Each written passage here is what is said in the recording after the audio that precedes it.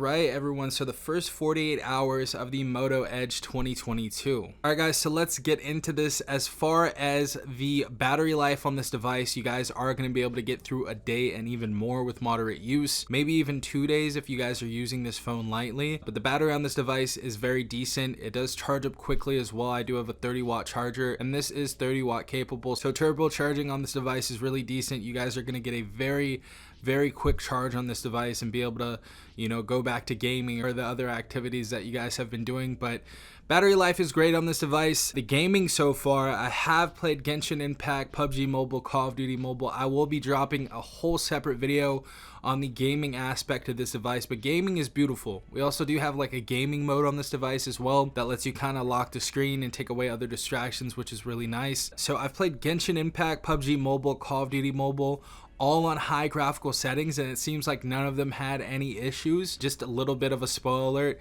but definitely stay tuned for the gaming aspect of this phone. I've really been enjoying it so far. I haven't had any heating issues. However, it did get a little bit warm when I was playing Genshin Impact for a while, and I played Call of Duty Mobile for a few hours after that. So, not really any issues on this device as for gaming. And I know a lot of people were scared about the Dimensity 1050, but this device with the MediaTek processor actually works very well. So don't be scared about the MediaTek 1050. This is going to run perfectly fine.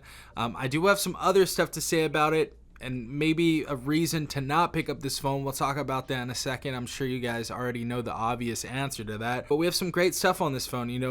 The 8 gigabytes of RAM inside this device has been decent for my day-to-day tasks on here, watching YouTube, scrolling through the web, going through applications, obviously playing games and stuff like that. So we have some really adequate RAM, some adequate storage as well. We have 256 base. We cannot expand our storage on this device, so that's something that kind of sucks, but I think for most people, 256 gigs is going to be more than enough. Some other really cool features that we have on here as well. We have Ready For right here. We can actually transfer the phone screen to different displays. We can do it on a PC, a tablet, a TV, or some other displays right here. But as you guys see, really cool stuff on here. Really cool. Let me go ahead and click Learn More. So it says put your phone down and view and use your phone on a larger screen device. Instant tethering, get internet for your device by connecting to your phone. Share files, easily transfer files from phone to nearby devices. We also have instant sharing.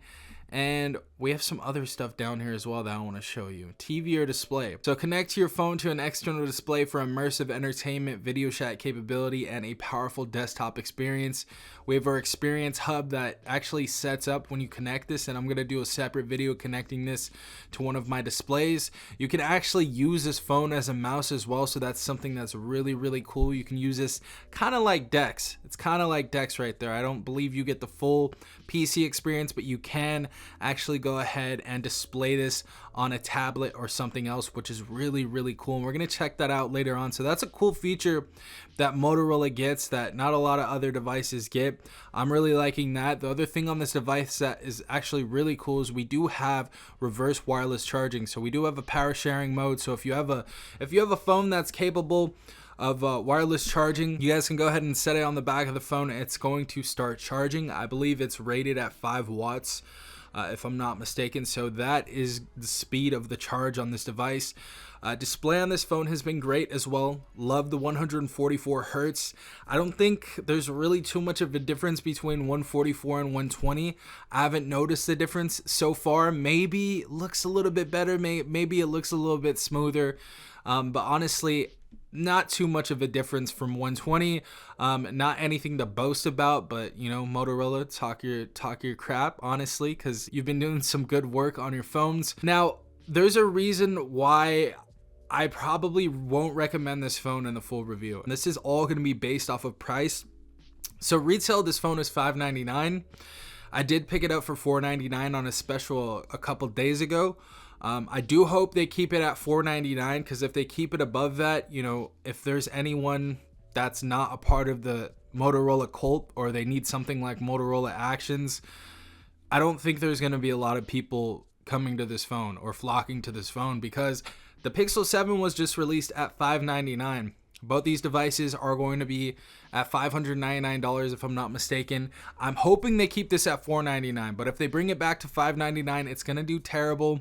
I think this phone is worth $499. I don't think bringing it up to $599 would be a good idea. The Pixel 7 is coming out, like I said before, and I would rather go with that device than this device. As you guys know, we have Android 12 on this device. We have Android 13 on the Pixel 7 straight out of the box. We also have the Tensor G2, the newest, chipset in-house that Google has. And we have a bunch of other features, including obviously a better camera experience. With that, we're going to have Magic Eraser and little things like that. I'm not knocking the Motorola Edge 2022's camera, but the camera on this device isn't going to stand next to the Pixel 7 in all reality. So if I was going to put both those phones together and compare them, which I will be, I would go with the Pixel 7. You got stock Android, you got the first updates obviously on the list. You guys are update priority with the Google devices. And the Motorola is just a weird device, honestly, in this place. It has a weird placement because I really, really like this device. This device offers so much. And if this was in like 2018, 2017, 2016, where you're giving a company $499, they're giving you a lot of stuff in this phone. But there's such steep competition right now, because the Pixel 7 did come out. That's going to have, obviously, a better build. You're going to have newer software experience. You're going to have a better chipset. And there's going to be some other features that I'm sure you guys are going to want. And that's full stock Android.